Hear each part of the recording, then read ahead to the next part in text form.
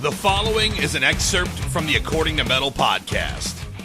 Joining us on According to Metal is somebody who not only is an artist that I really want to make sure, and I know Biv, I could speak for Biv on this one too, an artist we really want to make sure that our listeners get a chance to listen to, because incredible talent, has released a good amount of albums, and especially somebody who's very passionate and very opinionated. We talked in the last episode about Spotify, not only in the news segment of the show, but we talked with Kim Olson from Anubis Gate about Spotify and his whole thoughts and opinions on streaming audio services, and is it a necessary evil?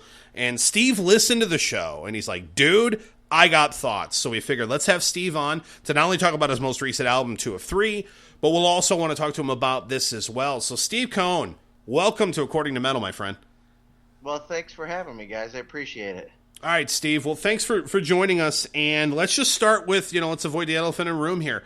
You listened to our last episode. All of your stuff is on Spotify, including your most recent album. And a lot of times it ends up being a double-edged sword. And it's one thing as a person who listens to metal like Biv and myself and a lot of other listeners and a lot of the audience listen to stuff that way. But it's intriguing and fascinating to me to really be able to hear it from the artist's perspective, because, guys, if we're not supporting the artists, they're not going to keep making stuff anymore. And so I really want to get from you, Steve, your overall thoughts. The show is yours, man. Take it away. Well, like you said, it is a double-edged sword. There's no doubt about it. It's in one way it's good because you can get music out there, another venue for people to listen to it. But on the other side, if you're ever trying to make money off of it, you're not going to make any money. I don't, I sent a message with how much you earn, and it's just ridiculous per stream. Now, I understand why people do it, because you can pay a fee and you can listen to all you want, and that's great, but it's not getting to the artists in any way, shape, or form where they can actually do anything with it. I mean, it's just another venue, I guess, for promotion. And somebody like myself, I have nobody. I'm all independent, so I promote everything myself. I don't really think it's a great thing, but I understand why it has to be there. And chances are I probably won't put my next one out on it, just because people won't buy music. If they can do that and listen to it for free, they're not going to buy a song. And you can buy a $5 cup of coffee, but you can't buy $1 for a song. That doesn't make sense to me, Good point. No, it's a really good point. And I'll be honest, and my wife, who doesn't listen to the program and does not share my love of metal. But I will mention this for one simple fact, and you brought up a good point, Steve, and you just mentioned something where it's like, look, I don't think my next album I release is going to be on Spotify. I will admit this, and it came out of my bank account, which really I may edit this out so you don't actually hear this on the program. But my wife wanted Adele's new album, and it is not something you can get on Spotify.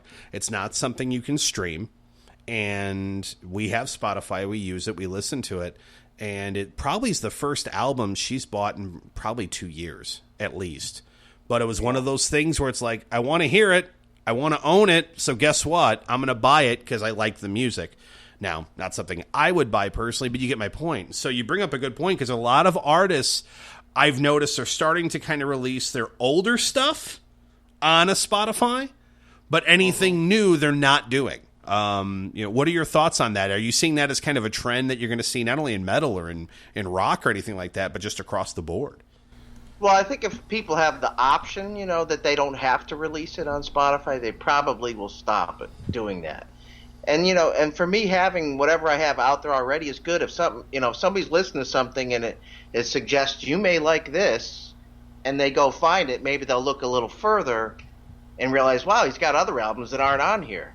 Maybe I'll go buy this, off CD Baby for $5 or off another, or buy 3 songs, anything. I mean, it's better than, a penny is for 20 streams or whatever is ridiculous, if it's even that much. I mean, I don't know what else to say. I mean, it's just, I don't think many people realize that by streaming music that the artists aren't really making any money off of it. And you can't continue on. You can't tour. I know that. I can't remember the guy you were talking to that, he was saying that, without it, they can't tour. They can't do anything without any money. No, that's a very valid point. And Steve, I go way back on your catalog. My favorite album that you ever did was Crazy Eights. Wow. I absolutely love that CD. And and now your most recent one, 2 of 3. Big fan of it too. Last Mistake, which is the first track off of that CD. I have a feeling there's got to be a story there. Well, there's kind of a story with everything, but I just can't really. Something inspires me, so I'll write about it. It's how I get it out. A painter will paint pictures and maybe express themselves that way. I can get stuff out. It's great therapy writing music, that's for sure. A lot of people don't have that way to vent and get out their feelings and that. But I don't want to be all feelingy, but you know what I mean. All right. So yeah, I'm not gonna say any names. If that's what you're thinking, but no. Almost every song has to do with somebody or something that happened in my life or someone around me. Sure. Would it be okay if we played that song now? Oh yeah, go right ahead, man. All right, this is Last Mistake off of Steve Cohn's most recent album, 2 of 3. Hey,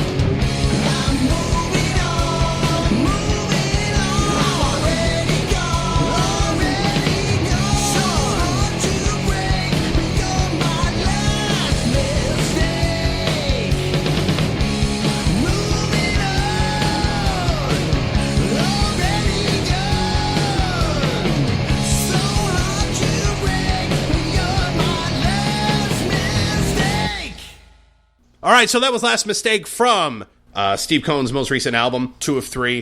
He's really, really passionate about the Spotify thing, so let's just go back to that really quick. We want to talk about 2 of 3 because, again, there's a couple tracks that I really, really like that I want to talk to you about as well. But I know you find this a frustrating thing, Steve. And the interesting thing is that when you look at acts, it's really, really, really a tough thing to look at because you look at let's just look at an Iron Maiden. Yeah, Iron Maiden puts everything on streaming because they realize at this point, we're not making money on music. We don't give a crap. We're going to go and tour the world in our own plane. We're going to sell $150 seats in arenas all over the world, and that's how we make our money, and you're going to buy a $30 t-shirt, and we're all happy, and everyone's happy. Well, that's all well and good if you have the money and the tenure to tour. When you aren't a band that can do that, what the hell do you do? Yeah, you don't have many outlets really. I mean, it's not to go back. I mean, I know a lot of people love Facebook now, but and I want to talk about MySpace because when I had a MySpace page, which I still have, I had more interaction with people around the world. I was able to reach more people, and I just can't believe the amount of people that I was able to reach. I can't do that in Facebook. Facebook has got it's basically clamped down. You can invite people to like your page, but it's just so hard to promote it. You can have Reverb Nation pages, which I have, and I get interaction from people that way. But having any kind of income off of it to tour, I mean, Iron Maiden's Iron Maiden, so they can do exactly what you said. They've been doing it for a long time. But anybody that's just starting out, it's really hard.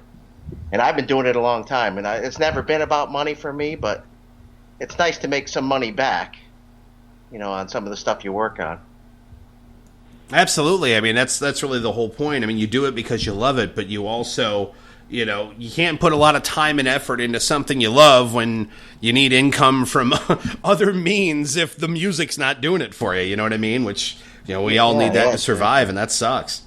Yeah. I mean, music's my passion. There's no doubt about it. I mean, it's what I've done for a long time, so I really enjoy it, and it's never been about making money off of it, but it's nice. I mean, a couple years ago, we did a Cyanide Scream show back in New York, and we did a couple shows, which is the other band I have, but it's basically still just me. But it's a long story with the label and everything. But to do that show cost me over $2,000 because it's in New York. I'm in Arizona. I had to get gear there. I had to pay for transportation, hotels, and our gigs didn't pay anything, but it was more or less to see if we could actually do it, being spread out around the country, and we were able to do it. It was an expensive experiment, but we proved that we could do it, and that's where it ended. We were going to try and do more shows, but we just couldn't get them together. It was just so hard. Now, real quick, Steve, let me ask you something. Off of 2 or 3, which I was listening to a lot even a little bit ago, actually, just before you joined us on the show, I really dig Jaded. My favorite track on the album. I don't know if it's the 9th track on the album. Yeah, it's one of the heavier songs. I love that track, man. The first 5 seconds, and maybe that's it because it's just a heavier track. But within the first 5 seconds, I'm like, oh hell yeah, this is a great track. Tell me more about that. Jaded. Well, again, it just has to do with a friendship of mine. Sounds like it. And just I don't want to say it be too specific because if they hear this, they'll probably figure it out. But it's just about having a passion to do something and having the ability to do something and be better at it and not applying yourself, if that makes sense. No, it totally makes sense. So that's kind of what the whole gist of that story is. Another friend of mine in Texas told me that was one of his favorite tracks too, and I was shocked because to me it was just like, oh, that's a good song, but I'm going to put a little further in the running order, trying to make a different impact with it. Let me ask you something, because I probably piss listeners off a lot with this. And I haven't asked any artist this, but we're on the subject of it because you mentioned it's the 9th track, and you kind of put it a little bit further down in the arrangement of the album. I am a huge, we just talked about that in a review we did a little bit ago. I'm a huge proponent of the order of an album making sense and having an opening